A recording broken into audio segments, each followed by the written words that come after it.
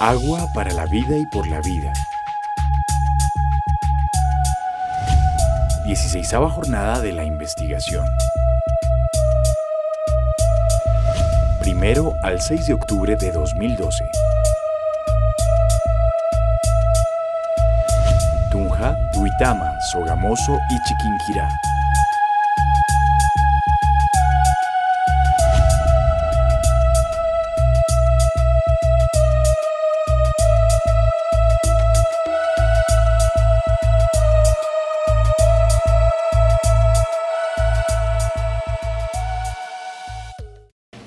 Bueno, antes de empezar, debo decir que estoy muy contento de estar aquí y que debo agradecérselo a la Dirección de Investigación de esta universidad y al Grupo de Física Nuclear Aplicada y Simulación, que son los que me han dado la oportunidad de presentar aquí esta conferencia. Bueno, ahora en cuanto tengamos la imagen, el título de la conferencia, que es las radiaciones ionizantes y su efecto en el medio ambiente, es un poco diferente de lo que hemos visto en la anterior. De hecho, es un tema, en principio es un tema más físico que químico, pero como veremos es algo que involucra muchas áreas de conocimiento, principalmente física, pero también química, biología, medicina e incluso se podría decir que hasta psicología o ciencias sociales. El interés de formular o de traer este tema es, recientemente a raíz del accidente de Fukushima, como cada vez que hay algo que tiene que ver con radiaciones ionizantes, pues algo que normalmente no está en la primera línea de interés, pues de repente salta a las portadas de los periódicos. Entonces, aunque esto sea una cosa más o menos fluctuante, las radiaciones es algo en lo que la gente no piensa mucho y que sobre todo la gente siempre se asocia a dos cosas muy concretas: a armas nucleares y a reactores nucleares. Pero las radiaciones es algo mucho más amplio. Las radiaciones están presentes en el medio ambiente porque hay un fondo de radiación que tiene origen natural y están presentes en numerosos tratamientos médicos, tratamientos de radioterapia, rayos X. Vamos a ver que es algo que está de alguna manera omnipresente. Y al mismo tiempo es algo que quizá por su historia reciente, es decir, no hay que olvidar que el primer uso que se le dio a la energía nuclear fue destruir una ciudad, lo cual, si en algún momento tuviéramos que hacer un currículum de la energía nuclear, pues no es especialmente bueno que nuestro primer uso que le diéramos fuera destruir concretamente dos ciudades. Entonces, lo que voy a hacer, si me lo permiten, quería comenzar esta charla dedicando un par de minutos a presentarme yo mismo y el centro en que trabajo en España, porque además me va a servir de introducción a lo que vamos a ver, que es qué son las radiaciones ionizantes, cuál es su impacto o su posible impacto en el medio ambiente y ver un poco cómo se puede lograr un balance entre las consecuencias positivas de las radiaciones, que las hay, intentando minimizar estas consecuencias negativas. Esta fotografía es, es el CIEMAT, el Centro de Investigaciones en Energía, Medio Ambiente y Tecnología, que está en Madrid, está de hecho en el borde de Madrid, en la ciudad universitaria, que es un campus bastante grande. Es una instalación muy grande, no sé la extensión exactamente, pero son 30 o 40 edificios y trabajamos aproximadamente unas 1000 personas, incluyendo evidentemente científicos, ingenieros, técnicos, auxiliares y también personal auxiliar, personal administrativo, etc. Siguiente, por favor. El CIEMAT, como centro de investigación, depende directamente del Gobierno español a través del Ministerio de Economía y Competitividad. Esto es interesante para nosotros porque significa que no somos solamente un centro de investigación académico, sino que realizamos también investigación más aplicada o más técnica y también se prestan servicios técnicos que son necesarios en el país. Hay 5 grandes departamentos que están dedicados a 5 grandes áreas: investigación básica, tecnología, medio ambiente, el Laboratorio Nacional de Fusión por confinamiento magnético y el Departamento de Energía, que es el que investiga o trata diferentes medios de producción de energía.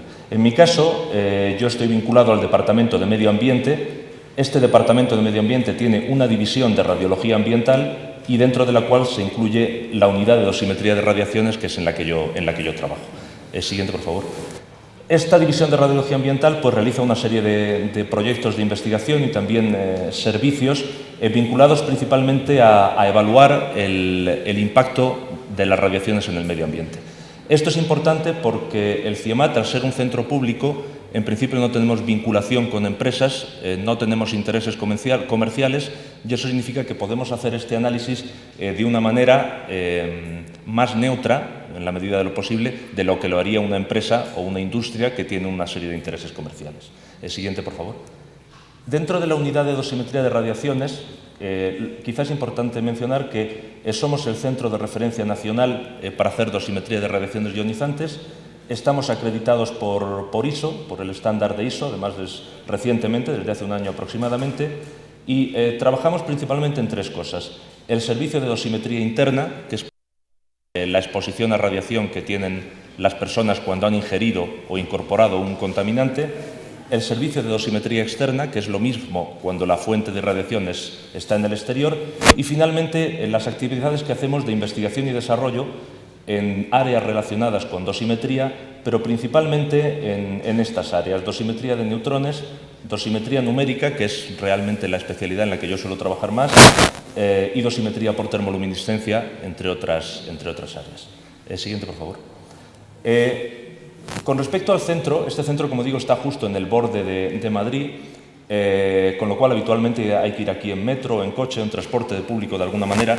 Yo algunas veces, cuando llegaba tarde, pues tenía que coger un taxi que me llevara hasta aquí, y inicialmente yo siempre decía, pues lléveme al CIEMAT. Y luego me di cuenta de que eso no era buena idea, porque siempre que decía al CIEMAT, el taxista empezaba a acosarme con preguntas acerca de las radiaciones, del peligro de que estuviera cerca de Madrid, etc. Y llegó un momento que tuve que optar por decirle, lléveme a la avenida de la Complutense, y ya que es la ciudad universitaria, y una vez que estaba allí ya le indicaba.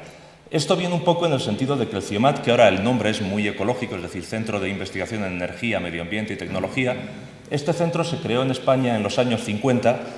El nombre inicial del centro era Junta de Energía Nuclear, su director general era un almirante, y el propósito inicial del centro era estudiar la viabilidad de si España podía construir o no un arma atómica.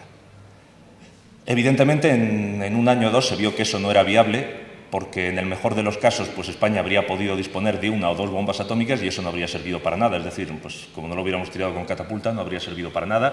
Y además, en aquel momento, en los años 50, España empezaba a tener un convenio de colaboración con Estados Unidos y no era el mejor momento de meter ruido en aquel convenio. Con lo cual, la Junta de Energía Nuclear conservó el nombre, conservó siendo un instituto parcialmente civil, parcialmente militar, pero estaba esencialmente a cargo del desarrollo de tecnología nuclear, principalmente para reactores de fisión.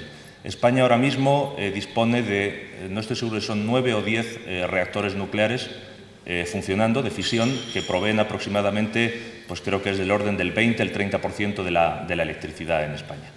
Lo que ocurrió después es que, al llegar a los años 80, la palabra junta no sonaba bien, porque tenía reminiscencias militares, y de repente la palabra nuclear pues, se decidió que había que eliminarla. Entonces se cambió el nombre de Junta de Energía Nuclear por CIEMAT, que suena mucho más ecológico y más sostenible, pero la actividad esencialmente es la misma. Todo esto viene a cuento de que cada vez que uno habla de radiaciones, de dosimetría, o incluso dice, mira, yo trabajo en dosimetría de radiaciones, la pregunta que siempre surge, siguiente diapositiva, por favor. Si uno hace una búsqueda en Internet y pone palabra radiación, residuos, radiactividad, cualquier cosa, pues uno encuentra cientos de miles de entradas, y si uno, siguiente, por favor, mira lo que aparece, pues aparecen cosas como estos, es decir, radiactividad que es imposible suprimirla, está probado que causa la muerte, cánceres, afecta a la descendencia, un terrible legado, escrúpulos morales, contaminación para cientos de miles de años. Entonces, cada vez que uno ve esto, y esto lo busqué al azar hace unas semanas, pues esto es alarmante. O sea, es decir, uno ve estas cosas y dice, ¿qué habría que hacer? Pues habría que acabar con la radiación, cerramos todas las plantas nucleares y suprimimos todas las fuentes de radiación. Lo interesante de este tipo de afirmaciones es que este tipo de afirmaciones estrictamente son ciertas. Lo que ocurre es que, dicho de esta manera, están sesgadas, es decir, están sacadas, dichas fuera de contexto. Todo esto y la anécdota que contaba inicialmente de lo que ocurre cuando digo o comento el tipo de actividad en la que trabajo, suele dar lugar, siguiente por favor, a una pregunta que es, ¿son peligrosas las radiaciones ionizantes? Que es la pregunta que se hace todo el mundo, sobre todo cuando aparece algo vinculado a un accidente. Entonces, lo primero que hay que notar es que la pregunta dicha de esta manera no tiene mucho sentido, porque ¿qué significa que son peligrosas? Es decir, yo podría preguntar, ¿es peligroso el agua o es peligroso el arsénico? La respuesta inmediata es que el agua no y el arsénico sí. Ahora bien, el agua en miles de toneladas es peligrosa, no tenemos más que ver los huracanes y las trombas de agua que matan a miles de personas, y el arsénico en partes por millón, pues nuestro organismo tiene algunos átomos de arsénico por ahí y eso no parece que sea especialmente peligroso.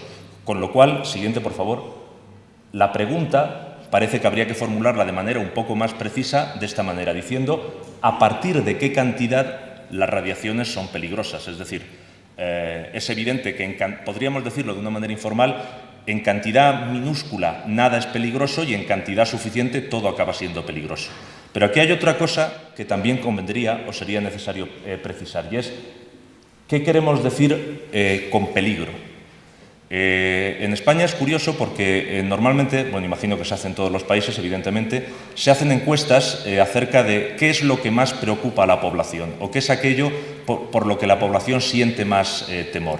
Entonces, en España, en la lista, dependiendo del momento que se haga, pues las cosas que más preocupan, hace unos años era el terrorismo, eso ahora no ha decrecido y ahora más bien es la crisis económica y el paro y etcétera.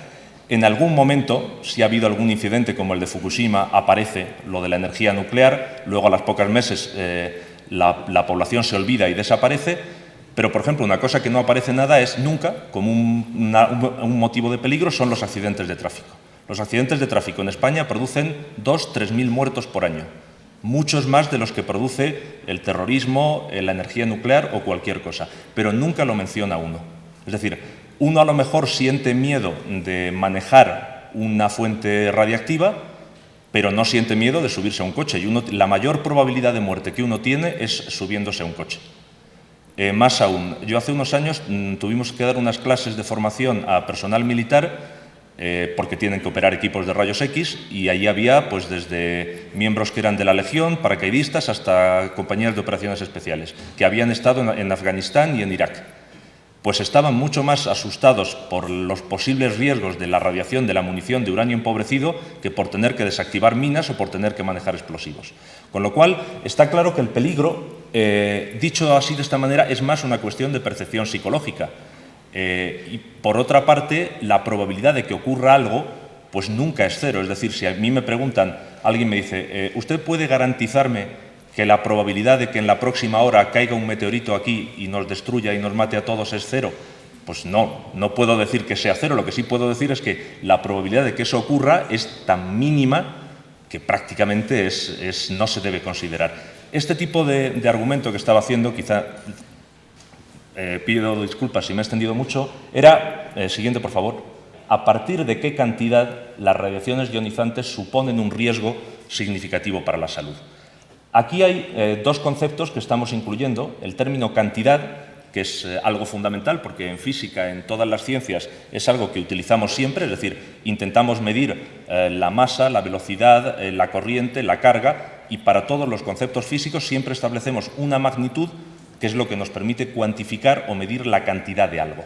Aquí el problema es que vamos a intentar introducir dos conceptos. El concepto de cantidad de radiación, que ahora veremos un poco cómo se establece, que es algo que nos va a permitir de alguna manera poder decidir si una radiación es mucho o poco, para saber si tenemos que tomar o no medidas, pero también hemos introducido un término que no es exactamente físico, como es la probabilidad de riesgo. Eso veremos que va a introducir algunas complejidades, de manera que el medir la radiación, lo que propiamente se llama dosimetría de radiaciones, no es exactamente igual que medir la masa o medir otras propiedades físicas para las cuales existe una magnitud que es puramente física. El siguiente, por favor. Una cosa que es interesante mencionar es que cuando hablamos o cuando la gente piensa en el posible riesgo de las radiaciones, uno inconscientemente piensa como que las radiaciones es algo que provoca la actividad humana, pero que no existe en la naturaleza. Eso no es cierto. Hay un fondo de radiactividad ambiental, que en algunos casos no es despreciable, que se puede medir, que está en todas partes y que esencialmente tiene tres componentes. Primero, la radiación cósmica, que nos viene del espacio exterior, que está parcialmente atenuada por la atmósfera y por los campos magnéticos de la Tierra, pero una parte de esa radiación llega a la superficie terrestre. De hecho, esa radiación cósmica, si se mide en aviones que hacen vuelos transoceánicos, que vuelan a unos 10 kilómetros de altura, es bastante mayor. Y en vuelos militares que llegan a volar hasta 20 kilómetros, pues es mucho mayor. Pero esa radiación cósmica está presente en todas partes. Incluso si uno hace medidas en unas minas de sal que hay en Alemania, en Ase, que están a 1000 metros de profundidad, sigue habiendo radiación cósmica. Muy poca, pero llega porque sigue atravesando el espesor de 1000 metros de material. También existe la componente de radiación debida a los radionucleidos naturales que hay en la naturaleza, que no son producidos por el hombre, principalmente potasio 40, y luego también pues, series radiactivas que vienen de materiales naturales, básicamente el uranio, el torio, distintos isótopos de radón. Luego tenemos los radionucleidos que se producen por interacción de la radiación cósmica con átomos del medio, principalmente de la atmósfera, y por último tenemos los que son de origen antropogénico, es decir, básicamente estroncio, cesio, distintos plutonios, también americios, cobaltos, etc. Pero esta parte que hay anteriormente, viene de forma exclusivamente natural, sin intervención humana. Siguiente, por favor. Esto es algo que, bueno, cuando ocurrió lo de Fukushima, yo leía de vez en cuando la prensa. Yo no estuve directamente involucrado en el seguimiento del accidente, porque eso lo hicieron unos profesores de la Universidad Politécnica de Madrid, que bueno, los conozco y me mantenían un poco al día, pero lo que sí que veía leyendo la prensa es que bueno, de vez en cuando aparecían algunas cosas o algunas informaciones que eran completamente disparatadas, y de vez en cuando aparecían algunas cosas que eran, pues simplemente, yo diría que sin sentido. Noticias, por ejemplo, como esta, que también está cogida de Internet, así un poco al azar. Alerta nuclear. En Fukushima se reportan 1.200 microsievert. Uno lee esta noticia y dice, ¿debo salir corriendo o esto es importante o no? Es decir, la cuestión es que dicho de esta manera, esto no significa nada. Es decir, uno está acostumbrado, por ejemplo, a determinadas magnitudes. Si a uno le hablan de microamperios, pues sabe que microamperios no tienen ninguna importancia. Una fuente que suministre microamperios, uno la puede tocar con los dedos y no pasa nada. En cambio, amperios, uno sabe que amperios, pues no solo es que te vayan a provocar la fibrilación del corazón, es que te van a quemar. Lo mismo, uno sabe que gramos no es nada y toneladas pues puede aplastar a uno. Ahora, cuando uno oye 1.200 microsievert, decir, bueno, esto es mucho, es poco, porque micro parece que es poco, pero 1.200 parece que es mucho. Una de las magnitudes, quizás la principal, que se utiliza para cuantificar la exposición de los seres humanos a la radiación, lo que yo voy a intentar es que entendamos un poco cuál es el posible efecto que tiene la radiación en los seres humanos y qué representa esta forma de medirlo. Es decir, cómo podemos determinar en un determinado momento si una exposición a radiación es un peligro significativo o no es un peligro significativo. Siguiente, por favor. Bueno, hay una cosa curiosa, que esto lo incluyo aquí porque la radiación se conoce aproximadamente desde finales del siglo pasado. Los rayos X se descubrieron, creo que fue en 1895, y luego, bueno, pues hubo una serie de experimentos, básicamente por Pierre y Marie Curie y, bueno, una serie de investigadores que trabajaron a principios del siglo XX. En los años 20, curiosamente, la radiación era una cosa que estaba de moda y uno la puede encontrar, y lo curioso es que no solamente no se consideraba algo malo, sino que se consideraba algo positivo. Entonces hay artefactos curiosos vendidos en esos años, como por ejemplo este, que se llamaba Radiomator, que es del 1927, y que permitía bombear aire a través de una pequeña fuente de radio, y eso a través de un vaso de agua, con lo cual se supone que podías beber agua con burbujas de radón. Y se suponía que eso debía ser bueno para la salud, o en cualquier caso, pues que la publicidad decía que esto era bueno para estimular la salud del cuerpo humano. Siguiente, por favor. Más curioso aún era otros dispositivos para añadir radón al agua potable, no solamente no para quitar radiación, sino para añadirla, y parches que contenían pequeñas cantidades de isótopos radiactivos, como por ejemplo este que es radio 226, porque se supone que esos parches colocados en el cuerpo pues aliviaba de alguna manera o producía algún beneficio. Llegando ya al extremo del absurdo, se llegaron a comercializar productos de belleza que contenían torio y radio. Igualmente productos dentales que contenían torio y radio. Se supone, no sé si sería cierto o no, pero a la vista del cartel, pues que esto debía tener algún efecto luminiscente y entonces pues la persona brillaría, pero en fin, tendría otras consecuencias, evidentemente. Es más divertido sobre todo ver que este producto se anunciaba como propuesto, promovido por un tal doctor Alfred Curie. Siguiente, por favor. Si uno investiga, no existió ningún Alfred Curie nunca, y la persona más parecida, que es Marie Curie murió después de quedarse ciega por anemia plásica, probablemente inducida por manejar isótopos radiactivos sin control o sin las adecuadas medidas de protección. Esto viene a cuento un poco, siguiente por favor, en el sentido de que cuando lo que decía al principio de que esas afirmaciones que aparecen en Internet cuando uno las busca son estrictamente ciertas, es que evidentemente la exposición a radiaciones por encima de un determinado nivel tiene potenciales efectos dañinos, es decir, puede inducir cánceres, puede hacer perder el pelo, o si es en una exposición suficientemente intensa, provoca la muerte inmediata, en cuestión de horas. Pero lo cierto es que todo depende de la cantidad, es decir, aquí ahora mismo nosotros estamos recibiendo radiación continuamente, en cualquier parte del mundo que estemos, simplemente la parte cósmica y la parte natural, pero es un fondo a un nivel lo bastante bajo como para que no tenga un efecto negativo sobre la salud. Por otra parte, esa radiación que en una intensidad suficientemente grande destruye los tejidos vivos, eso a veces es un efecto deseable. Por ejemplo, es lo que se utiliza en cirugía estereotáxica o en radioterapia para tratar tumores. La radioterapia lo que consiste es en irradiar zonas muy concretas del cuerpo humano buscando destruir ese tumor, dañando mínimamente el tejido circundante. Eso evidentemente es agresivo, pero es mucho menos agresivo que tener que hacer cirugía con un bisturí a la manera tradicional.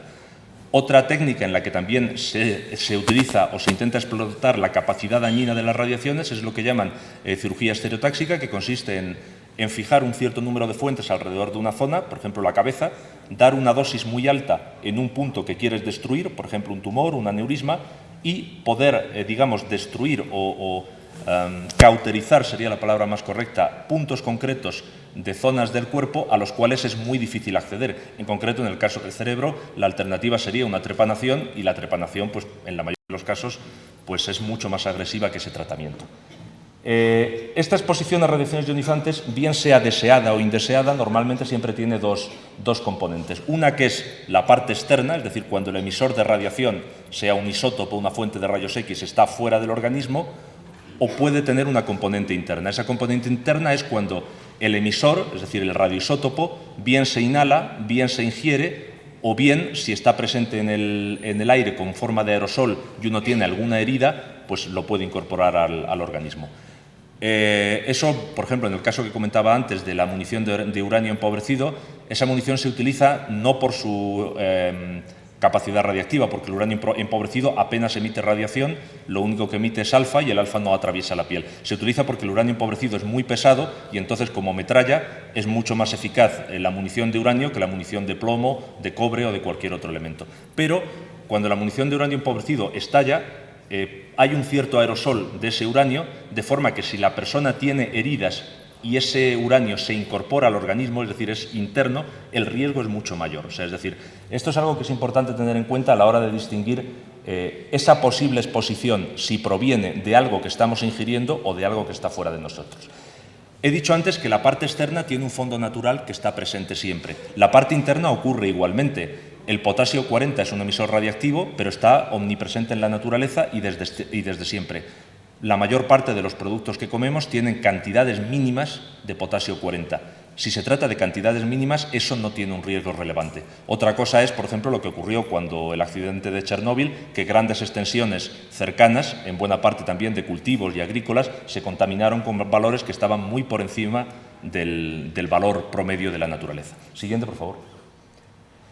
Yendo o intentando ir ya a lo que es explicar o definir qué magnitud se utiliza para cuantificar la exposición a las radiaciones. Históricamente, como he dicho antes, las radiaciones aparecen o se conocen a partir de finales del siglo XIX. Inicialmente se pensó en una unidad, pero que estaba solamente pensada para rayos X, y luego, hacia los años 50, pues se pensó que lo conveniente era medir la exposición a radiación con lo que se denomina dosis absorbida. Dosis absorbida es simplemente, cuando uno está expuesto a radiación, qué cantidad de energía absorbe el cuerpo por unidad de masa, es decir, julios por kilogramo. Esto es importante porque, claro, en principio, la radiación, ¿qué es? La radiación, cualquier tipo de radiación, es un flujo de energía que se propaga a través de un medio material. Pero si estamos pensando en los posibles efectos, lo importante no es cuánta energía se propaga a través del medio material, sino cuánta energía se deposita por unidad de masa. Es decir, si yo o uno de nosotros fuera más o menos transparente a la radiación, como ocurre en el caso de, pues, por ejemplo, de radiación electromagnética de baja frecuencia, pues si uno es transparente, no importa que pase mucha energía a través de mí si mi cuerpo no la absorbe. Entonces, ese fue el razonamiento que llevó a pensar que una magnitud interesante para definir cómo podíamos estar afectados por la radiación era cuánta energía se depositaba por unidad de masa en el cuerpo humano. Y eso fue lo que se estableció en el 53 por parte de este organismo, que es la Comisión Internacional de Unidades Radiológicas. Siguiente, por favor.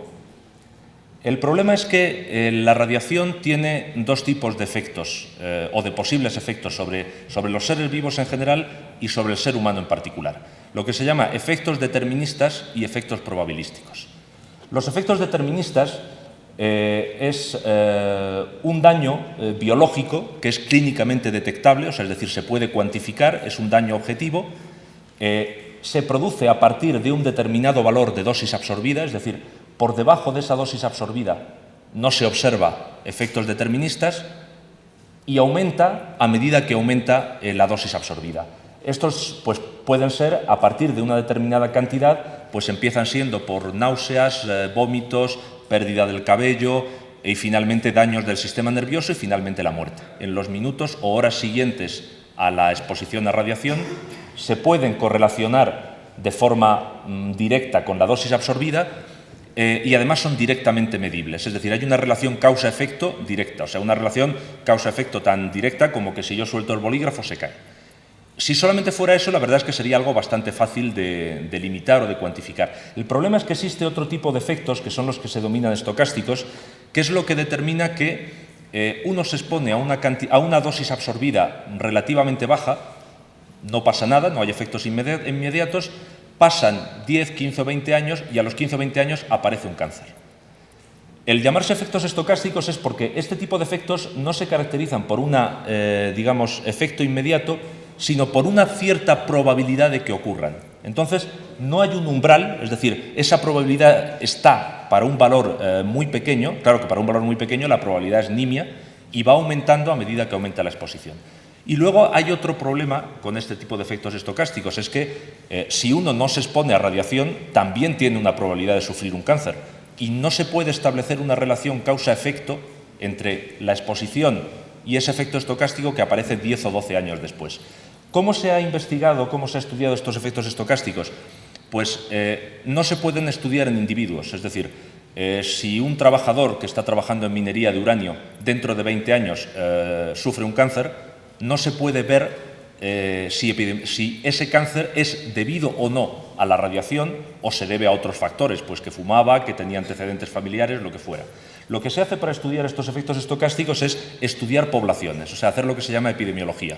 Lo que se hace es comparar una población que ha tenido una exposición a radiación, una población grande de 1.000, 10.000 individuos, con una población que no ha tenido exposición a radiación y ver si la población no expuesta tiene una cierta frecuencia de aparición de cánceres, la que fuera, un 1 por 1000 o lo que sea. Ver si la población expuesta hay un aumento significativo de la frecuencia de aparición de esos efectos estocásticos. ¿Esto cómo se ha hecho? Pues esto se ha hecho de dos maneras. Evidentemente, uno no puede coger poblaciones de seres humanos, exponerlos a radiación y ver si dentro de 10 años le aparece algo. Entonces se hace de dos maneras. Por una parte se hace experimentando con animales, lo cual, o con cultivos de células, lo cual hay que verlo con un poco de cautela en la medida en que estas experiencias con cultivos de células o con animales, en qué medida son extrapolables a seres humanos. Y la otra forma en hacerlo es considerar poblaciones que se han expuesto accidentalmente a radiaciones. El laboratorio, quizá la palabra no es la más adecuada, que más se ha utilizado para esto ha sido comparar las poblaciones de Hiroshima y Nagasaki, la probabilidad de aparición de efectos estocásticos en estas poblaciones con poblaciones no expuestas del resto del mundo. Evidentemente, no había una medida directa de qué dosis absorbida pudieron recibir en Hiroshima y Nagasaki, pero eso se han hecho estimaciones retrospectivas a partir de cómo se habían activado los elementos de las ciudades que habían estado afectadas. También se han utilizado pues, las poblaciones afectadas por el accidente de Chernóbil, básicamente. Siguiente, por favor. A raíz de esta, digamos, dualidad, es decir, hay un efecto inmediato que es directo y relacionado directamente con la dosis absorbida y un efecto probabilístico que es difícil de cuantificar porque solamente se aprecia en poblaciones pero no en individuos. Los comités pensaron que convenía introducir una magnitud diferente de la dosis absorbida para tener en cuenta esa probabilidad mayor o menor que había de sufrir un determinado daño. Y entonces se pensó en que se podía coger la dosis absorbida y multiplicarla por una cosa que podríamos llamar eficacia biológica relativa. Vamos a ver lo que significa esto. Siguiente, por favor. ¿Qué significa la eficacia biológica relativa? Como he dicho antes, los efectos directos, si uno da una dosis, no lo he dicho antes, pero la unidad de dosis absorbida son julios por kilogramo. Al julio por kilogramo se le denomina Gray. A 2 Grays el efecto es mayor, o sea, es decir, hay una relación directa causa-efecto. Pero cuando se utilizan dosis absorbidas bajas, del orden de micrograys, miligrays, se observó que cuando se exponían poblaciones de células a distintos tipos de radiación, a igual dosis absorbida, es decir, a igual energía por unidad de masa, algunas radiaciones producían más daño que otras. Esto es un ejemplo que podemos ver. Esto es un ejemplo, está cogido de esta referencia de aquí, de este libro de 2006, en el cual se ha cogido un cultivo de células, se ha expuesto a rayos X de 250 kilovoltios y se ha expuesto a iones de carbono. Y se ha intentado ver, a medida que se le daba más dosis absorbida, cuál era el porcentaje de supervivencia de las células. Entonces lo que vemos es que pues, cuando no se le da ninguna dosis, pues sobreviven todas. A medida que le vamos dando más dosis, pues cada vez sobreviven menos células. Pero lo que sale es que a igualdad de dosis, es que esto se está quedando, pero bueno, yo creo que no hace falta indicarlo. A igualdad de dosis, estamos viendo que, por ejemplo, los iones de carbono producen mucha más destrucción de células que la que producen los rayos X. ¿Esto qué es lo que hizo pensar? Hizo pensar que la dosis absorbida era una buena magnitud para cuantificar esta probabilidad de daño biológico, pero había algo más, es decir, que no todas las radiaciones producían el mismo daño, aunque la energía que depositaran fuera la misma. Siguiente, por favor. ¿Cuál es la explicación de esto? Pues la explicación es que la dosis absorbida es un concepto macroscópico, o sea, es decir, si uno piensa que un ser humano se expone a radiación, absorbe una parte de energía y yo mido cuál es la energía depositada por unidad de masa, esto es un concepto macroscópico, es decir, yo lo mido pues, para todo mi cuerpo o para una zona, pero volúmenes del orden de centímetros, una cosa macroscópica. Pero la naturaleza de la materia no es macroscópica, es decir, tiene una estructura atómica, una estructura molecular compleja y además esta deposición de energía se produce siguiendo pues, unos procesos microscópicos de deposición de energía. Si uno intenta ver eso haciendo simulaciones, pues lo que ve, estos son simulaciones que representan la deposición de energía en un medio material para distintas radiaciones, pero a igualdad de dosis. Lo que ocurre es que cuando hay una radiación como rayos X, la energía se deposita de forma más o menos homogénea, es decir, incluso a nivel microscópico la energía está muy homogéneamente distribuida. En cambio, cuando se trata de átomos de carbono, de neutrones, de otro tipo de radiaciones que tienen mayor capacidad de ionización, la radiación se deposita a nivel microscópico en forma de picos. ¿Qué es lo que ocurre? Que si uno coge el valor medio es siempre el mismo. Pero en el caso de los rayos X, ese valor medio es el que corresponde a todos los puntos en el material que se está irradiando. En el caso de átomos de carbono, neutrones, hay picos que concentran muchísima más energía frente a otros que no tienen apenas energía. El siguiente, por favor.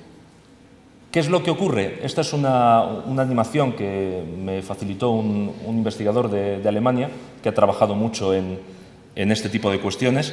¿Qué es lo que ocurre? Que si tenemos una energía que concentra mucha energía en determinados puntos, a nivel macroscópico es la misma cantidad, pero la materia no tiene una estructura continua, tiene una estructura bastante compleja como puede ser la de una molécula de ADN. ¿Qué ocurre? que una radiación que concentra mucha energía en puntos microscópicos tiene mayor capacidad de destruir el ADN que la que tiene una radiación que la deposita de manera muy homogénea. ¿Eso qué es lo que quiere decir? Pues lo que quiere decir es lo que formula este investigador, Bernd Grossbeck, y algunos otros, y es que como lo que realmente determina la probabilidad de daño es la probabilidad de sufrir un efecto probabilística, es el daño en el ADN, la dosis absorbida no es una magnitud adecuada para cuantificar esa probabilidad de daño.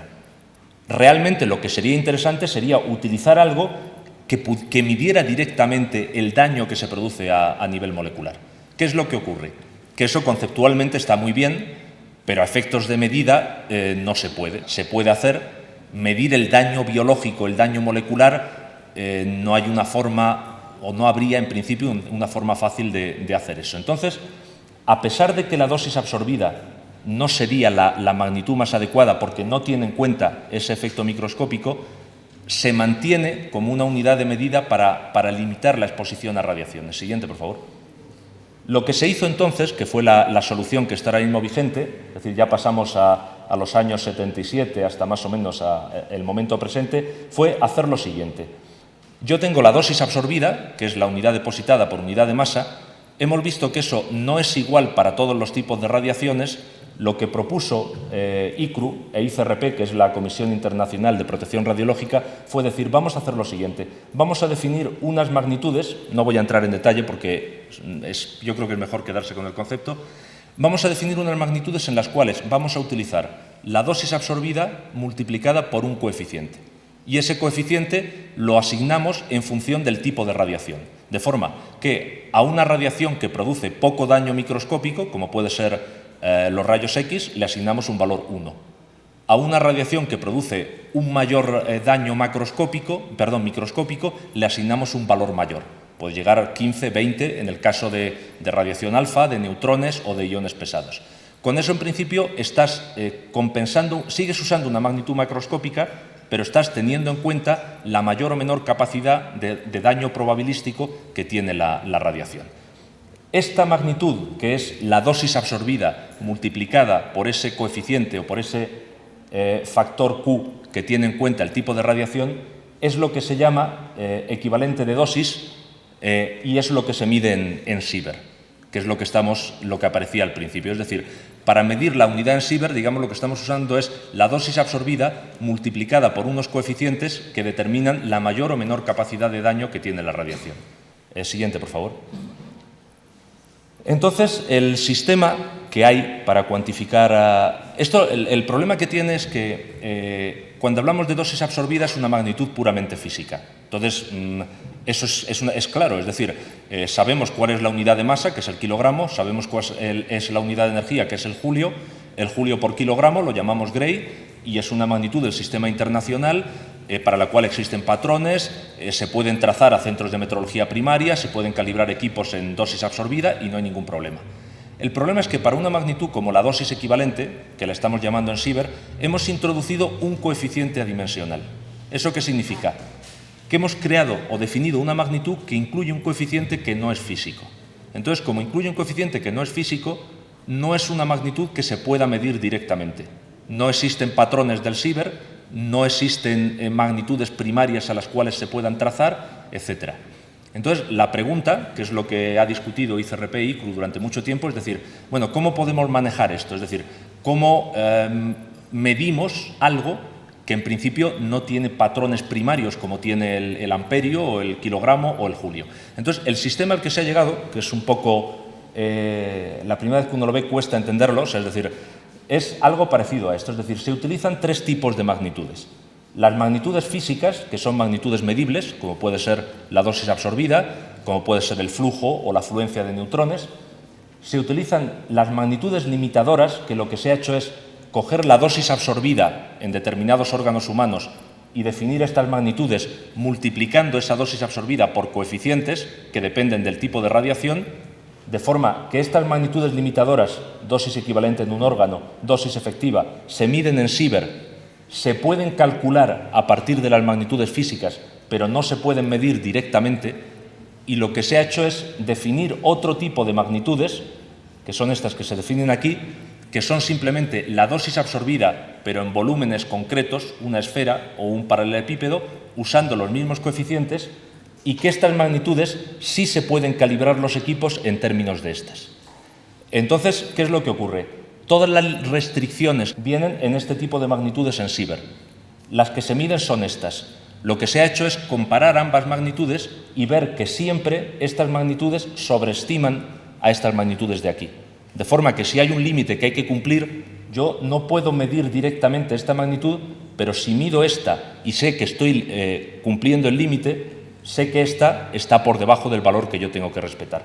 Todo esto hay dos reports de ICRP y de ICRU que lo describen o lo detallan. No he querido entrar en detalle porque yo lo que intentaba más bien es decir, esto es algo que yo algunas veces la broma que solemos hacer en los cursos es que cuando uno ve este diagrama la primera vez, pues recuerda estas ilustraciones de la Santísima Trinidad que aparecían en libros medievales y así, y lo tiene por dos razones. Es decir, bueno, la primera vez que uno ve esto no entiende nada y le parece que es una cosa complicadísima y que para qué complicarse tanto la historia, habría que buscar algo más simple. Es decir, bueno, la mayor parte de la gente está de acuerdo, pero es que no hemos sido capaces de encontrar un sistema más simple.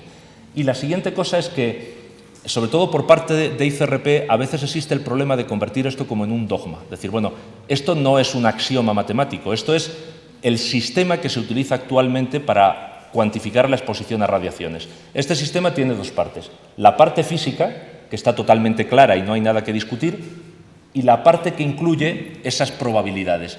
Esa parte está sujeta a discusión y, de hecho, pues ha habido alguna revisión reciente y probablemente pueda haber algún cambio. El siguiente, por favor. Lo interesante de esto es que, aunque haya discusiones, tenemos una magnitud que es la dosis absorbida multiplicada por un coeficiente que se mide en Siever, que se puede determinar tanto experimentalmente como mediante simulaciones y que lo que nos permite es, primero, establecer límites en cuanto a la exposición que puede tener tanto el público en general como el personal expuesto, que son estos límites de aquí que están publicados en recomendaciones de ICRP. El siguiente, por favor. Pero lo más interesante es que, bueno, estos son los límites que están ahora mismo recomendados por ICRP. Habla de límites de 20 milisievert para exposición ocupacional, de 1 milisievert para público y de otros valores cuando son exposiciones de órganos concretos. Aquí hay una cosa que conviene aclarar y es por qué se fija un límite mucho mayor para los trabajadores que para el público. Evidentemente la capacidad biológica es la misma en unos y en otros. Esto tiene una explicación muy sencilla. Estos límites están muy sobreestimados, es decir, de todos los estudios que hay, se encuentra que se podrían superar y no habría riesgo, pero lo que se ha hecho es decir, vamos a buscar a ser muy conservadores. Si las experiencias de laboratorio indican que por debajo de 50 milisievert no se aprecia nada, vamos a bajarlo todavía más, no sea que nos estemos olvidando o haya algo que haya que modificar. Y luego la siguiente cosa es porque en el caso de los trabajadores llevan dosímetros y están controlados, es decir, si hay una exposición anómala se va a detectar inmediatamente 15 días después. En el caso del público, el público no está controlado, con lo cual una exposición anómala pueden tardar meses en detectarse. Entonces se establece un límite más bajo para el público para estar aún más cubiertos en esta situación, de que haya más tiempo que se va a tardar en detectar esa exposición. Siguiente, por favor. Bueno, esta es la misma diapositiva. Siguiente, por favor. Lo que sí que es importante, y esto me parece que es importante, es decir, lo que sí que se ha hecho es, con esta magnitud, que mide la energía depositada por unidad de masa, teniendo en cuenta el tipo de radiación que se está exponiendo, comparar cuál es el valor que producen determinadas actividades humanas con el valor que produce la radiactividad natural, es decir, la que estamos recibiendo de forma natural sin ninguna intervención humana. Entre otras cosas porque ese valor natural nos da una indicación de cuál es el valor en el que no debemos preocuparnos, porque es el valor que tenemos pues, desde que existe la Tierra está formada como tal. Esos valores se han calculado y más o menos, tanto en exposición externa como interna, el rango típico, dependiendo del lugar, está entre 1 y 10 milisievert por año. Es un valor, varía mucho porque depende, si uno está, por ejemplo, en una isla en mitad del Pacífico, pues la radiación natural es muy baja porque no hay prácticamente componentes de uranio y la única componente que llega es de radiación cósmica. Pues el fondo es mucho más alto porque hay una serie de hijos de uranio y de radón que están contribuyendo a la radiación. Igualmente no es lo mismo vivir a nivel del mar que vivir, por ejemplo, en el Himalaya a 5.000 o 6.000 metros de altura. La radiación cósmica llega con mucha más intensidad. Pero eso lo que nos indica es que hay un valor que está presente de forma natural y que corresponde más o menos a esta tasa promedio, entre 0,1 y 1 microsievert por hora. Eso quiere decir que solo por el hecho de estar viviendo en la naturaleza, uno recibe esta dosis efectiva de radiación. Eso es importante tenerlo en cuenta porque es decir, lo que hace el ser humano es incrementar esa cantidad de radiación. Pero no es que estemos creando algo donde no había nada, simplemente estamos creando más radiación donde ya había otra. Y lo que hay que hacer es procurar. La idea es, el uso de la radiación aporta una serie de ventajas. Lo que hay que hacer es procurar que el impacto de esas ventajas no supere significativamente esos valores que son los que determinan el que estemos en una situación donde el riesgo o la probabilidad de que ocurra algo es suficientemente baja. Siguiente, por favor. Bueno, estos son simplemente valores típicos de cuál es la contribución al fondo anual debido a actividades humanas. Esto está sacado de un informe de UNSCEAR, de Naciones Unidas, del año 2000, y lo que se ve es que, de forma promedio, frente al valor medio anual, que es de este orden, pues, por ejemplo, la contribución media de exámenes médicos, incluso de las pruebas nucleares que se hicieron en su momento, no es especialmente grande, pero a nivel macroscópico. Luego, otra cosa es que, evidentemente, cuando uno lo hace en exploraciones radiológicas, el valor que uno recibe es bastante intenso. Es decir, de aquí lo que uno puede ver es que valores del orden del milisievert año es el fondo natural. Es decir, microsievert es algo que está dentro, microsievert hora es algo que está dentro del fondo natural, milisievert hora es lo que uno puede recibir en una exploración, por ejemplo, un TAC de cuerpo completo o algo parecido, y sievert hora, esos son valores de dosis efectiva que causan daño directo. Sievert es lo que se utiliza o la exposición que uno daría cuando está haciendo radioterapia o cuando uno quiere cauterizar o dañar deliberadamente zonas concretas porque estamos hablando de un tratamiento médico. Siguiente, por favor. Bueno, esto es un valor, lo que estaba anticipando. Una tabla comparativa de cuál es el valor de dosis efectiva en distintas situaciones. Pues la contribución, por ejemplo, por volar unas horas en avión, pues uno recibe un valor del orden de varios microsievert. Evidentemente eso está por debajo del fondo ambiental. El límite anual de dosis para la población estaría aquí, que es 1 milisievert. Esto de aquí es una rata, realmente son 20, se me ha metido ahí un 50 sin darme cuenta.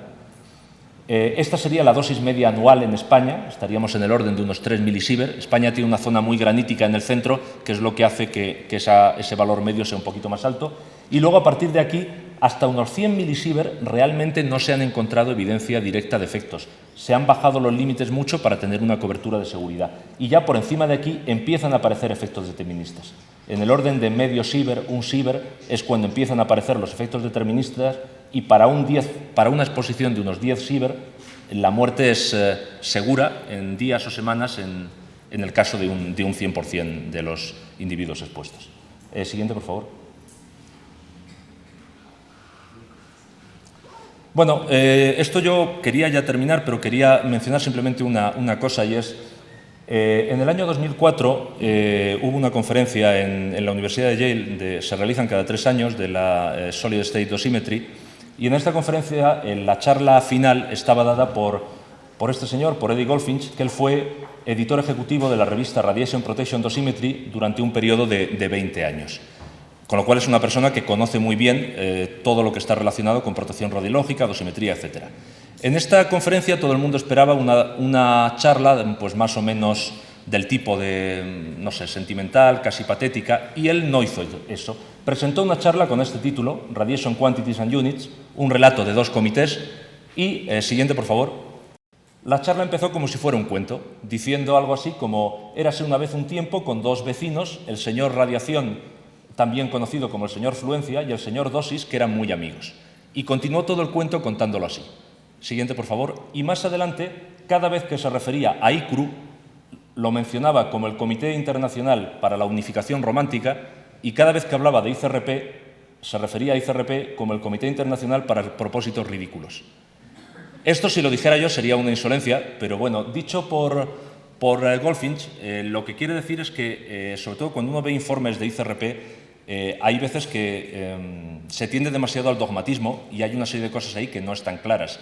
Si habéis visto, todo el sistema de limitación de dosis se basa en cuestiones probabilísticas y en poner factores de seguridad. ¿Eso qué quiere decir? Cuando se habla que el límite es un milisievert año, no significa que si una persona ha medido 0,999 no pasa nada y si ha recibido 1,001 ya tiene peligro. Estamos hablando de probabilidades. No he hablado para nada de incertidumbres, pero las incertidumbres son considerables, entonces se trata de valores. En el caso de los efectos deterministas hay un valor claro, directo, que es el que trabajan los médicos y los especialistas en radioterapia. En el caso de ambiental son valores que, de hecho, ICRP ya no utiliza el término valores límites, sino utiliza como umbrales de acción, es decir, valores en los cuales más o menos por encima hay que tomar medidas, más o menos por debajo no hay que tomar ninguna. Ese artículo que he mencionado de Goldfinch está publicado en la revista Radiation Protection Dosimetry y es bastante divertido de leer porque introduce un matiz escéptico que siempre es conveniente tener en toda investigación. Y bueno, yo sugiero que si alguno tiene curiosidad, pues que esa revista, que está accesible por internet, que lo lea porque es interesante. Y por último, quizá yo creo que, volviendo un poco, haciendo una pequeña broma, en el caso de la pregunta que yo formulaba al principio, a partir de qué cantidad las radiaciones ionizantes suponen un peligro para la salud, pues la respuesta es lo que decía Paracelso cuando trataba, o en los albores de la química, y es que todo es veneno o nada es veneno y que la diferencia está en la dosis. En cantidad suficiente todo es veneno, en cantidad irrisoria pues la probabilidad de que el efecto produzca algún efecto pues es igualmente baja. Pues siguiente, muchas gracias a todos y gracias por haber estado aquí, por la oportunidad de...